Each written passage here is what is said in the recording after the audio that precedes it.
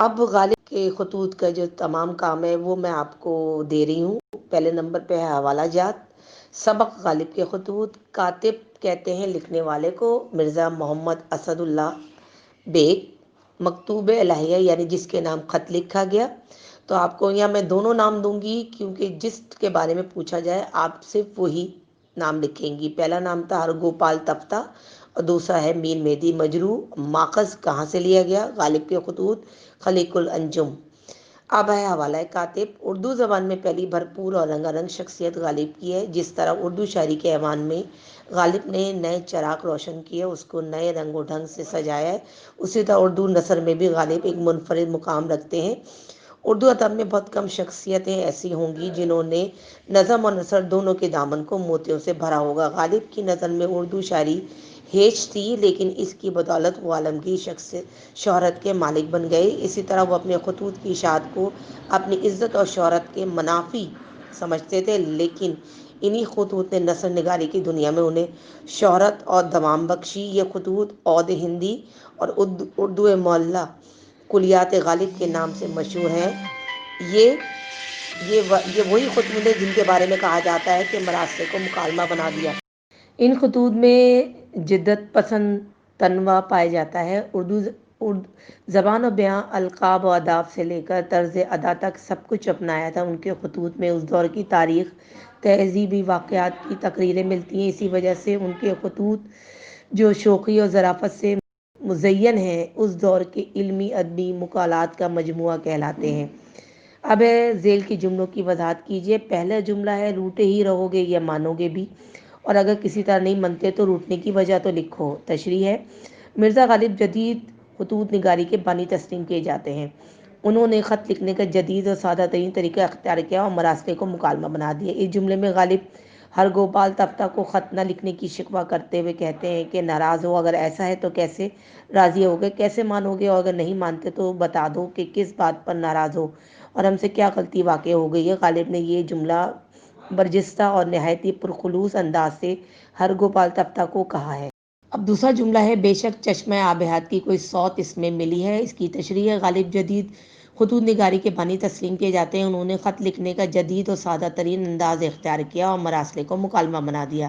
اس جملے میں غالب اپنے عزیز ترین شاگرد کو رامپور کے ایک دریائے کوسی کے بارے میں بتاتے ہیں کہ اس کا پانی بہت شیریں ہے اور اس پانی کو پی کے ایسا لگتا ہے کہ عمر بڑھ گئی ہے، شاید اس میں آب حیات کی کوئی شاخ مل گئی ہے۔ اب اس کے آگے سوال جواب ہے۔ غالب نے کس مقام سے میر مہدی مجروح کے نام خط تحریر کیا؟ جواب ہے، غالب نے رامپور سے میر مہدی مجروح کے نام خط تحریر کیا۔ سوال نمبر 2، دریائے کوسی کہاں واقع ہے؟ جواب، دریائے کوسی ایک دریا ہے جو شہر سے 300 قدم کے فاصلے پر واقع ہے۔ سوال تیسرا، غالب نے دریائے کوسی کے پانی کی کیا خصوصیات بیان کی ہیں؟ جواب، غالب دریائے کوسی کے بارے میں بیان کرتے ہیں کہ اس کا پانی بہت شیریں ہے اور اس پانی کو پی کر ایسا لگتا ہے کہ عمر بڑھ گئی ہے، شاید اس میں آب حیات کی کوئی سوت مل گئی ہے۔ سوال نمبر 4، بیرنگ خط سے کیا مراد ہے؟ جواب، بیرنگ خط سے مراد ہے کہ بغیر ٹکٹ لگا ہوا خط جس کا خرچہ ڈاک وصول کرنے والا دیتا ہے۔ اگلا سوال ہے، منشی ہرگوپال تفتہ کے نام خط کا آغاز کس طرح کیا گیا؟ جواب ہے، منشی ہرگوپال تفتہ کے نام خط کا آغاز ناراضگی کا سبب پوچھتے ہوئے کیا۔ سوال 6 ہے، غالب نے میر مہدی کو بے وصف و وساص خط لکھنے بھیجنے کا کیوں کہا؟ جواب ہے، غالب نے میر مہدی مجروح کو بے وصف و وساص خط بھیج دینے کا اس لیے کہا کیونکہ ان کا مکان ڈاک خانے کے قریب تھا اور ڈاک کا منشی ان کا دوست تھا، لہٰذا انہیں پتہ لکھنے کی بھی ضرورت نہیں تھی اور منشی بغیر اس کے بھی غالب کو خط پہنچا دیا کرتا تھا۔ اب صحیح و غلط کا نشان ہے۔ پہلا ہے، جس کا خط آیا میں نے جانا وہ شخص تشریف لایا۔ جواب، اس کا ہے آنسر صحیح۔ غالب کے خط رسمی انداز کے ہوتے ہیں۔ غلط، غالب نے خط لکھنے کا نیا طریقہ ایجاد کیا۔ صحیح، خطوط غالب سے اردو نثر کو بہت فائدہ ہوا، یہ صحیح ہے۔ پھر آگے صحیح غلط کا پھر نشان لگانے کو کہا گیا MCQs کی طرح۔ پہلا ہے، میرا مکان ڈاک گھر کے قریب ہے اور ڈاک منشی میرا ہے۔ جواب کریکٹ ہے، دوست۔ دوسرا ہے، ہاں ہاں ہاں میرا پیارا آیا۔ جواب صحیح ہے، میر مہدی۔ اگلا ہے، آب حیات بڑھاتا ہے۔ جواب صحیح ہے، کریکٹ، عمر کو۔ اگلا ہے، جس کا خط آیا میں نے جانا وہ شخص لایا، تشریف۔ آگے ہے، 8 آنے میں نہ کرو، تو اس کا جواب کریکٹ ہی ہے، بخل۔ پھر یہ خالی جگہ درست الفاظ سے پر کریں۔ پہلا ہے یہ رامپور ہے، جو یہاں ڈیش ہے وہ اور کہاں ہے؟ جواب ہے لطف۔ شہر سے 300 قدم پر ایک دریا ہے، جواب ہے اس میں 3۔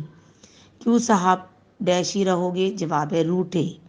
میں اس ڈیش میں صرف خطوط کے بھروسے جیتا ہوں، جواب ہے تنہائی۔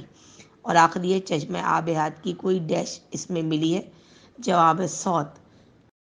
آخری یہ کام جو ہے اقتباس کے حوالے سے، اور اقتباس لیا ہے میر مہدی مجروح کے خط سے، جو کہ شروع ہوتا ہے ہا ہا ہا میرا پیارا میر مہدی آیا، او بھائی مزاج تو اچھا ہے سے لے کر شیریں کہاں ہوگا۔ سیاق و سباق کہتے ہیں کہ یہ پیراگراف کہاں سے لیا گیا، یعنی کس طرح اس کا تعلق جڑتا ہے اس سے، اقتباس سے۔ تو میں پڑھ رہی ہوں۔ مذکورہ اقتباس غالب کے خطوط سے ماخوذ مکاتب غالب بنام میر مہدی مجروح سے لیا گیا ہے۔ میر مہدی مجروح غالب کے عزیز ترین شاگردوں میں سے تھے۔ ہنگامہ غدر میں تیلی چھوڑ کر پانی پت چلے گئے تھے۔ یہ خط اس زمانے میں لکھا گیا جب مرزا غالب پہلی مرتبہ نواب یوسف علی خان کے ساتھ رامپور گئے تھے۔ اس اقتباس میں انہوں نے اس نئی جگہ کا جو نقشہ کھینچا ہے اور جس خوبصورتی سے رامپور کی منظر نگاری کی ہے کہ قاری اپنے آپ کو اس جگہ موجود تصور کرنے لگے، اور یہی غالب کے خطوط کی خصوصیات میں شامل ہے۔ آگے ہے تشریح۔ غالب پہلے فارسی ہی میں خطوط لکھتے تھے۔ کچھ مصروفیات کی بنا پر اپنی راہ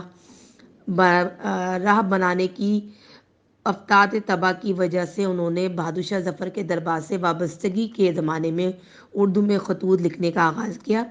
اس اقتباس میں مرزا رامپور کو خوشی کی جگہ قرار دے رہے ہیں، فرماتے ہیں جو سکون و آرام انہوں نے یہاں محسوس کیے وہ کہیں نہیں مل سکتے۔ مزید اس خط میں مرزا غالب اپنے شاگرد میر مہدی مجروح کو تحریک کرتے ہیں کہ وہ اپنے بھانجے کے لڑکوں کو لے کر رامپور گئے تھے، وہاں نواب صاحب نے بڑی ہی عزت بخشی۔ رامپور کے پانی کی تعریف کرتے ہیں، فرماتے ہیں کہ شہر کے 300 قدم کے فاصلے پر دریائے کوسی موجود ہے۔ اس میں کوئی شک نہیں کہ آب حیات کی شاخ اس میں ملی ہوئی ہے۔ اگر ایسا ہے تو بھی آب حیات صرف عمر ہی دراز کرتا ہے، ذائقہ بھی اتنا میٹھا کہاں ہوتا ہوگا، لیکن دریائے کوسی کا پانی نہایت ہی میٹھا اور آب حیات کی مانند ہے۔